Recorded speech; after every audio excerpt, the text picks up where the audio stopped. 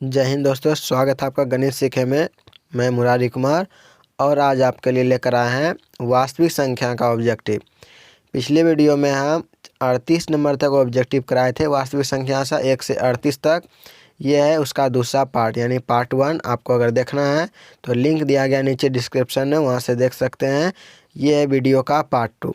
तो पार्ट 2 में हम 39 नंबर से 62 नंबर तक ऑब्जेक्टिव कराएंगे। ठीक, चलिए इसको हम शुरू करते हैं 39 नंबर से। 39 नंबर क्वेश्चन है, निम्न में कौन सा परिमेय है। ठीक, क्वेश्चन है निम्न में कौन सा परिमेय है। अब देखते हैं इसका ऑप्शन क्या क्या है। ऑप्शन यहाँ देखिए है, परिमेय संख्या हमको देखना है। यहाँ पाई है, √7 है और √16/25 और यहाँ देखिए 3√3/√2। तो इसमें से परिमेय देखना है। तो पाई एक अपरिमेय संख्या, ये नहीं हो जाएगा आंसर, ये नहीं हो जाएगा। और बी अपरिमेय इसलिए नहीं होगा। उसका देखिए इसको यानी कि 16 है, 16 का वर्गमूल होता है 4 और 25 का होता है 5, यानी कि सी नंबर ऑप्शन सही है। तो सी नंबर एक परिमेय संख्या है। फिर डी नंबर भी देखिए अपरिमेय, क्योंकि यहाँ √3 है, 3 का वर्गमूल नहीं होगा और नीचे 2 का भी नहीं होगा, इसलिए अभी गलत है। तो इसका ऑप्शन नंबर सी सही है, √16/25 एक परिमेय संख्या है। अगला देखते हैं क्वेश्चन नंबर 40। क्वेश्चन नंबर 40 है, निम्न में कौन अलग है। निम्न में कौन अलग है, ये क्वेश्चन बढ़ रहा है। मतलब कि ये जो 4 ऑप्शन दिया है, इनमें से चारों में से कोई एक अलग है। अब पहचानना है हमको कौन अलग है। तो ये 3/5 देखिए एक परिमेय संख्या है। ठीक, ये भी देखिए 4, 16 का वर्गमूल 4 हो जाएगा और नीचे 4 का वर्गमूल 2 हो जाएगा। यह भी एक परिमेय संख्या है। यह देखिए √2 और बटे में 5 है, तो यह एक अपरिमेय संख्या, अपरिमेय। यह देखिए परिमेय, यानी कि इसमें से ए, बी और डी ये तीनों परिमेय संख्या, और जो सी नंबर ऑप्शन है ये है अपरिमेय संख्या। इसका मतलब ए, बी और डी से ये सी नंबर जो है ना बिल्कुल अलग है, क्योंकि यह एक अपरिमेय संख्या है, बाकी सब परिमेय संख्या है। इसलिए 40 नंबर का सी नंबर ऑप्शन हो जाएगा। सी नंबर सबसे अलग है। ठीक, अलग बोले कौन है निम्नलिखित में से या विजातीय। तो इस तरह से क्वेश्चन पूछा है, तो आपको देखना है ये चारों ऑप्शन में से कौन उस सब अलग है। ठीक, तो इसके आगे बढ़ते हैं। क्वेश्चन नंबर 41 देखिए। 41 में क्वेश्चन संख्या 0.3 और 2 पर देखिए आवर्ती का चिन्ह लगाइए। आवर्ती का चिन्ह को P/Q के रूप में, जहाँ P और Q कोई पूर्णांक है और Q का मान 0 नहीं हो सकता है, यानी कि 0.32 और पर आवर्ती का जो ये चिन्ह है इसको हमको P/Q के रूप में लाना है, यानी कि बटे के रूप में। तो आवर्ती वाला बटे के रूप में लाने के लिए क्या करते हैं, यहाँ देखिए बताते हैं। ये जो लिखा है 0.32, इसमें से आप पॉइंट और या आवर्ती चिन्ह हटा के देखिए, ये 32 है, 32। ठीक, तो इसको आप देख लीजिए 32 है। उसके बाद पॉइंट के बाद यहाँ देखिए, पॉइंट के बाद जो 3 है उसको हम घटा देंगे, 3 माइनस हो जाएगा। और बटे में यहाँ देखिए आवर्ती, जितने संख्या पर आवर्ती है पॉइंट के बाद उतना 9 लिखते हैं, और जिस पर नहीं है उतना 0 देते हैं, यानी कि यहाँ हो जाएगा 32 - 3 और बटे में 90। तो 32 में अगर 3 घटाएंगे तो हो जाएगा 29 अब बटे 90, इसका आंसर हो जाएगा 29/90। ठीक, तो 29/90 देखिए कहाँ है, ऑप्शन नंबर बी में 29/90। 41 का बी नंबर ऑप्शन सही है। अगला देखिए क्वेश्चन नंबर 42।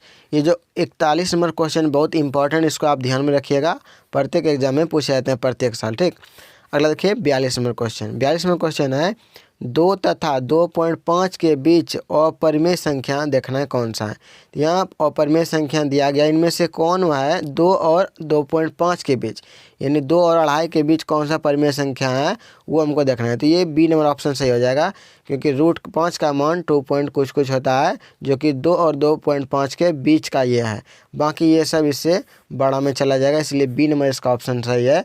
तो √5 का आप वर्गमूल निकाल के देख लीजिए, इसका मान 2 और 2.5 के बीच आ जाएगा। ठीक, तो 42 का बी नंबर ऑप्शन सही है। आगे देखते हैं क्वेश्चन नंबर 43। 43 का आगे क्वेश्चन, निम्नलिखित में कौन सा कथन सही है या सत्य है। ठीक, तो पहला कथन है देखिए, 2 अपरिमेय संख्याओं का गुणनफल हमेशा अपरिमेय होता है। तो ये बिल्कुल भी कथन गलत है। क्या बोला कि देखिए, 2 अपरिमेय संख्या का गुणनफल हमेशा अपरिमेय होता है, जरूरी नहीं परिमेय भी हो सकता है, इसलिए ये नंबर ऑप्शन गलत है। इसका बी नंबर ऑप्शन देखिए, बी नंबर ऑप्शन है एक परिमेय व एक अपरिमेय, एक परिमेय व एक अपरिमेय संख्या का गुणनफल हमेशा अपरिमेय होता है। तो ये बिल्कुल सही बोला गया है, बी नंबर ऑप्शन इसका सही है, क्योंकि एक परिमेय संख्या और एक अपरिमेय संख्या को जब हम गुना करते हैं तो हमेशा अपरिमेय ही आता है। नहीं तो आप गुना करके देख लीजिए, जैसे देखिए 2 एक अपरिमेय संख्या है, इसमें हम गुना कर देंगे √5 से, तो गुना करेंगे तो हो जाएगा 2√5। 2√5 क्या है, एक अपरिमेय संख्या है।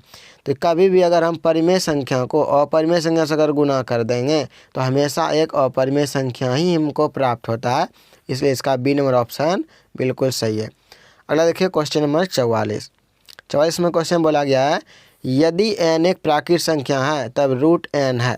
तो n का मान अगर समझिए कि कोई प्राकृत संख्या है, ठीक, तो प्राकृत संख्या कहाँ से स्टार्ट होता है, प्राकृत संख्या 1 से स्टार्ट होता है, प्राकृत संख्या 1 2 3 4 5 ये सब हो जाएगा।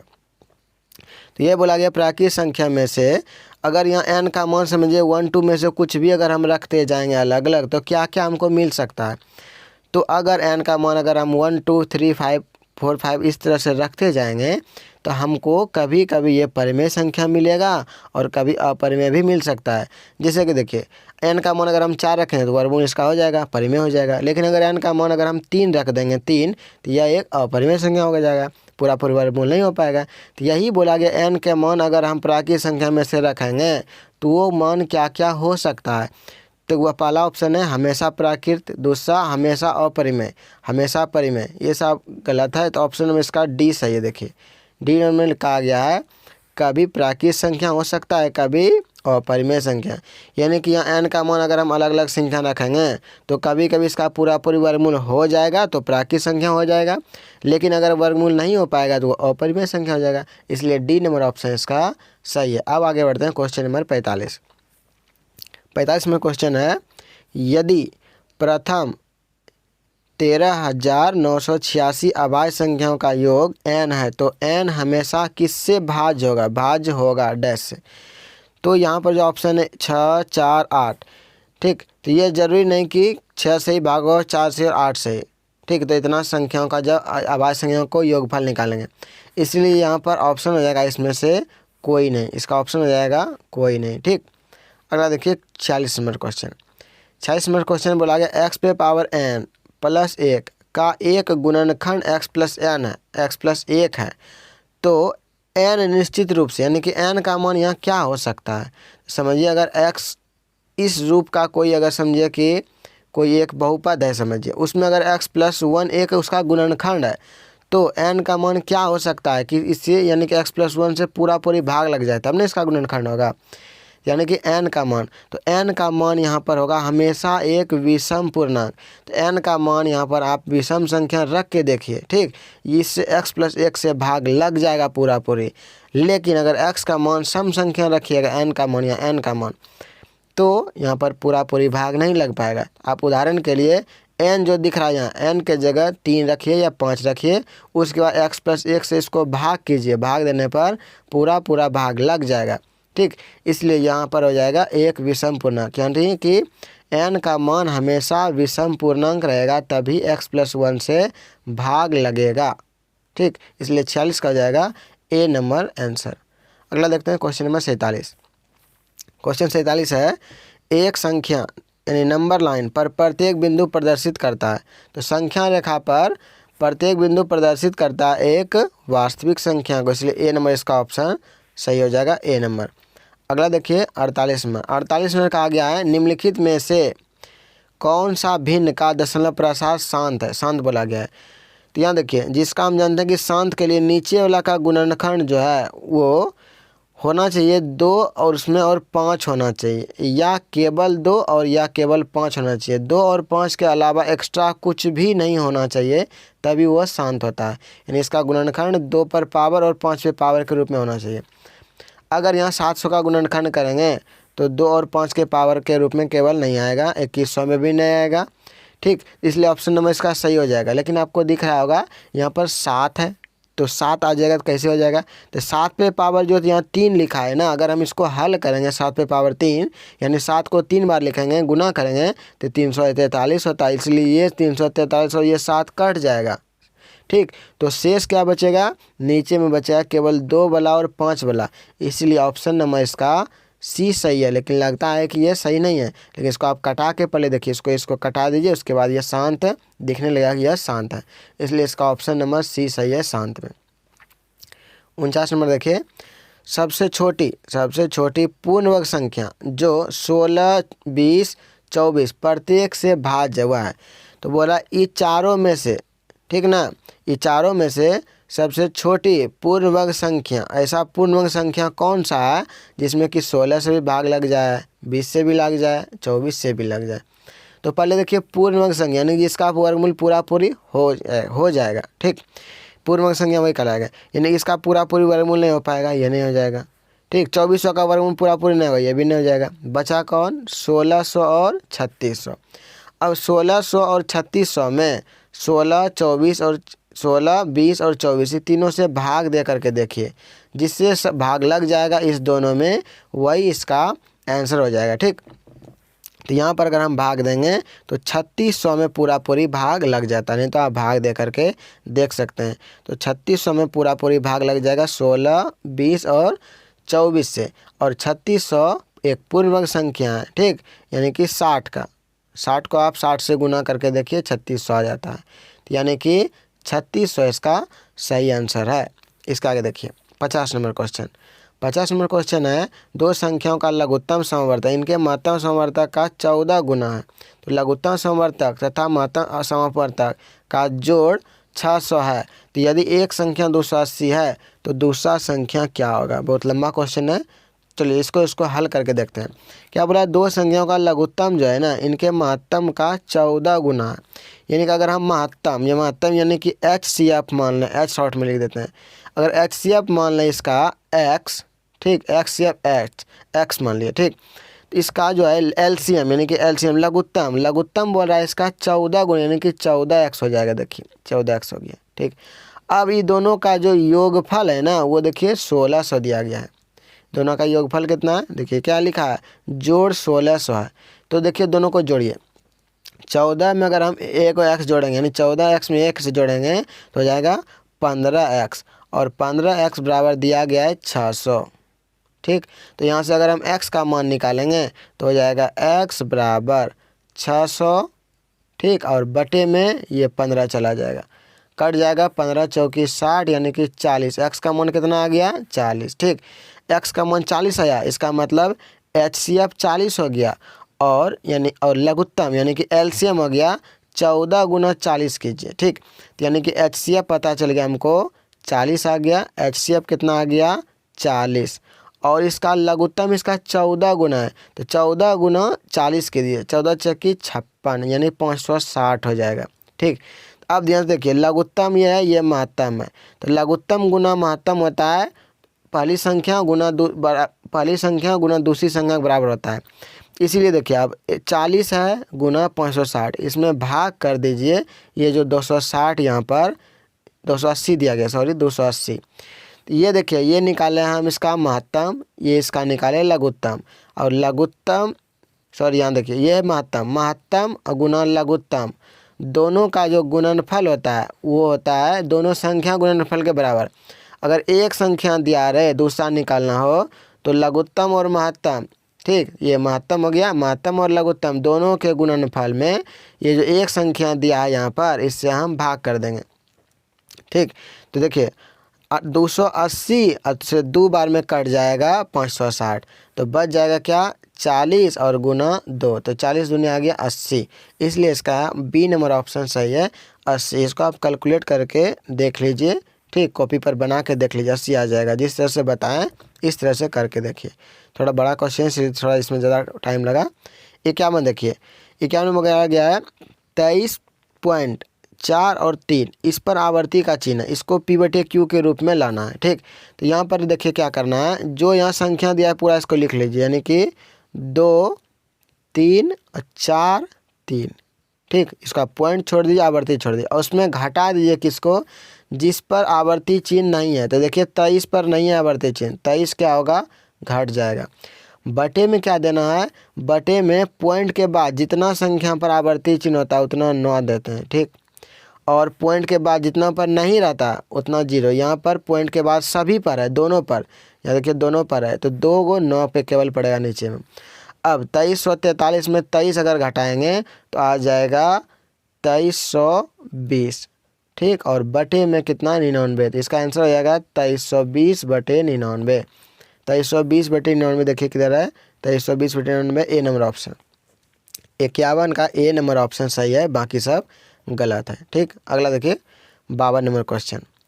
तो यहाँ बोला गया x प्लस एक का एक x पे पावर n प्लस 1 का एक गुणक x प्लस 1 है सिर्फ तभी, यहाँ देखिए पिछले क्वेश्चन ऐसा ही है। तो ये कब होगा, जब n एक विषम पूर्णांक है, ये हो जाएगा बी नंबर ऑप्शन, वहाँ भी था विषम वाला, ठीक। तो x पे पावर n प्लस 1 इससे भाग तभी लग सकता है जब n का मान एक विषम संख्या हो, इसलिए हो जाएगा n एक विषम पूर्णांक है तब यह कथन सत्य हो सकता है। तो 52 का बी नंबर हो जाएगा। अगला देखिए 53 नंबर बोला गया है 6x पे पावर 4y तथा 12xy का महत्तम क्या है। बहुत इंपॉर्टेंट क्वेश्चन, याद ध्यान रखिएगा। तो देखिए 6x पे पावर 4 और y और 12xy का महत्तम क्या होगा, तो दोनों में से जो कॉमन आ सकता है अधिक से अधिक उसका वही महत्तम है। जैसे देखिए 6 यहाँ है, यहाँ 12, 6 और 12 का महत्तम अगर हम निकालें तो कितना आएगा 6, ठीक। अब x वाला का भी महत्तम निकालें, यहाँ x 4 है, टोटल 4x है, यहाँ पर एक ही x है, तो इसका महत्तम कॉमन क्या आ सकता है, दोनों में जितना रहे वही ना कॉमन होता है। तो यानी कि इसमें 1x है, इसमें 4x है, तो 1x देखिए दोनों में है, तो एगो x आ जाएगा कॉमन, एगो x आ गया।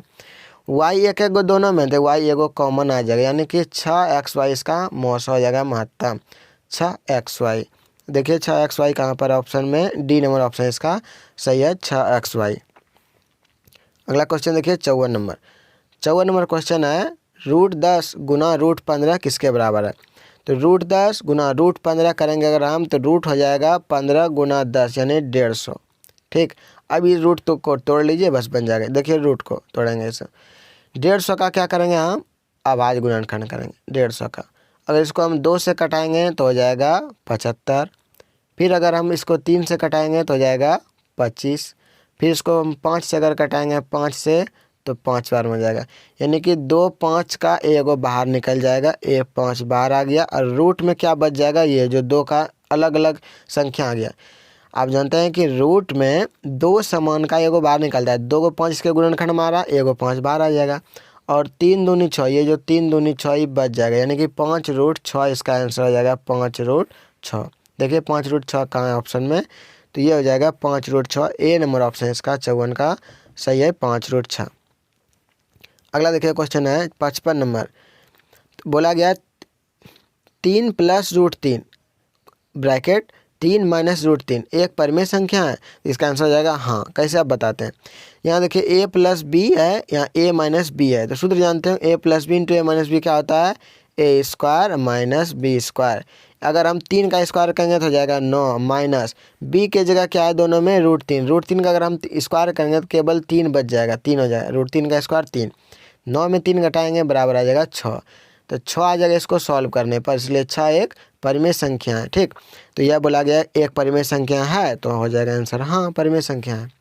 56 देखिए 56 नंबर क्वेश्चन है 1.34 को परिमेय संख्या के रूप में लिखिए। तो यहाँ देखिए कोई भी आवर्ती का चिन्ह नहीं है दिया हुआ, यानी कि 1 3 4 लिख लीजिए, और पॉइंट कहाँ है देखिए 1 के बाद पॉइंट, तो पॉइंट के बाद जितना संख्या यानी 2 संख्या है तो 1 पर 2 जीरो दे दीजिए पॉइंट उड़ा करके। तो पॉइंट उड़ाते हैं, पॉइंट के बाद जितना संख्या हो उतना जीरो दे देते हैं, नीचे में 1 लगा करके आगे हम, ठीक। इसको आप कटा दीजिए, इसको कटाएंगे तो यह जाएगा 67 ऊपर में, नीचे हो जाएगा 50, ठीक। तो 67 बटे इसका 50 आंसर आ जाएगा 67 बटे 50 इसको कटाने के बाद, तो बी नंबर इसका ऑप्शन सही है 67 बटे 50। अगला देखिए 57 नंबर। बोला गया क्या सभी वास्तविक संख्या एक परिमेय संख्या है। तो नहीं, सभी वास्तविक संख्या परिमेय संख्या नहीं हो सकता, क्योंकि परिमेय संख्या में वास्तविक संख्या में परिमेय संख्या और अपरिमेय संख्या दोनों आ जाता है, इसीलिए जितने भी वास्तविक संख्या हैं केवल परिमेय संख्या नहीं है, इसीलिए हो जाएगा ऑप्शन नंबर ए सही है, ठीक। तो इसका आंसर हो जाएगा नहीं। अगला देखिए 58 नंबर। 58 देखिए फिर है आवर्ती वाला, तो 0.23 को परिमेय संख्या के रूप में, तो यहाँ पर कितना है 2 और 3 है, ठीक। अब बटे में देखिए 2 और 3 पर आवर्ती का चिन्ह है, तो पॉइंट के बाद जितना में आवर्ती चिन्ह उतना में बटे में 9, यानी कि इसका आंसर हो जाएगा 23/99। 23/99 देखिए ऑप्शन नंबर बी में है, तो बी इसका ऑप्शन नंबर सही है। आगे बढ़ते हैं क्वेश्चन नंबर 59। दो संख्याओं का गुणनफल, दो संख्याओं का गुणनफल किसके बराबर होता है? तो दो संख्याओं का गुणनफल होता है लघुत्तम गुना महत्तम का, यानी ऑप्शन नंबर सी है। ठीक। सूत्र होता है HCF गुना LCM बराबर पहली संख्या गुना दूसरी संख्या, ये पूछा है। तो दो संख्याओं का गुणनफल होता है सी नंबर ऑप्शन HCF गुना LCM के। ठीक। अगला देखिए 60 नंबर क्वेश्चन। 60 नंबर परिमेय संख्या का दशमलव प्रसार दशमलव के कितने स्थान के बाद रुक जाएगा? ठीक। यानी कि 43 में ये जो नीचे लिखा है इससे भाग देने पर पॉइंट के कितने अंक के बाद पूरी भाग लग के कट जाएगा, वही गिनती करके लिखना है। तो यहाँ भाग देने तो ज़्यादा टाइम लगेगा, आप भाग देकर देख सकते हैं। ये जो 43 है इसमें भाग देना है 2 पर पावर जो 4 है, इसको आप हल कीजिए जितना आएगा, उसमें 5 पर पावर 3, तो 2 पर पावर जो 4 है इसका आ जाएगा 16। 2 पर पावर 4 का मतलब 16 गुना 5 पर पावर 3 का मतलब 125, यानी 16 को 125 से गुना कर दीजिए, जितना आएगा ना उसी संख्या से आगे हम यहाँ पर लिख करके भाग 43 में दे दीजिए। पॉइंट के बाद जितनी संख्या पर ख़त्म हो जाएगा गिनती कर लीजिए, तो 4 पर समाप्त हो जाता है, इसलिए 60 का आंसर हो जाएगा डी 4 नंबर। ठीक। 4 पर समाप्त हो जाएगा, तो यही हो जाएगा इसका आंसर। दशमलव प्रसार के कितने स्थान के बाद रुक जाएगा? तो 4 स्थान के बाद रुक जाता है, आप भाग दे करके देख सकते हैं। ठीक। अगला है क्वेश्चन नंबर 61। संख्या 50 और 25 के HCF और LCM का गुणनफल है। अभी तुरंत देखिए वाला सूत्र देखे थे ना, अभी इसी सूत्र पर याद आ जाता है। तो संख्या बोला है 50 और 25 के HCF और LCM का गुणनफल, तो ये दो संख्या दिया 50-25 और LCM HCF का गुणनफल पूछा है। तो हम जानते हैं कि LCM गुना HCF यहाँ देखिए दिया है, दोनों गुणनफल जो होता है वो दोनों संख्याओं के गुणनफल के बराबर होता है, यानी कि 50 में अगर हम 25 से गुना करें इसका आंसर आ जाएगा। तो 50 में 25 से गुना कर दीजिए, तो ये हो जाएगा 1250। बी नंबर इसका ऑप्शन सही है, बाकी सब गलत है। बी नंबर इसका ऑप्शन हो जाएगा, गुना करके देख लीजिए। अगला है question number 62, last question number है 62। 278 को किस संख्या से विभाजित करें कि भागफल 12 और शेष 2 प्राप्त हो? ठीक। ये है यहाँ पर question, A B C D में से जो 4 संख्या है, किससे हम ये चारों में से भाग दें 78 को कि शेषफल प्राप्त हो, 2 शेष बच जाए और भागफल 12। आप एक एक करके भाग दे करके देख सकते हैं यहाँ पर, या ऑप्शन में बताते हैं तरीका। देखिए देखिए जो यहाँ पर 278 को भाग देने के लिए बोल रहा है, 278 को भाग देना है हमको। जो शेषफल बचा उसको घटा दीजिए, शेषफल 2 बच रहा है, घटा दिए। और ठीक, और जो यहाँ पर भागफल है, भागफल 12, उसी से आप भाग दीजिए, नीचे में 12 ले दीजिए, इसको सॉल्व कर लीजिए। तो 278 में अगर 2 घटाएंगे 276/12, 276/12, 276 और बटे 12 बचा, इसको घटाइए। 12 दूनी 24 बचा, 3 6 36 यहाँ बचेगा, 12 तिया 36, यानी 23 बार में कट जाएगा पूरी।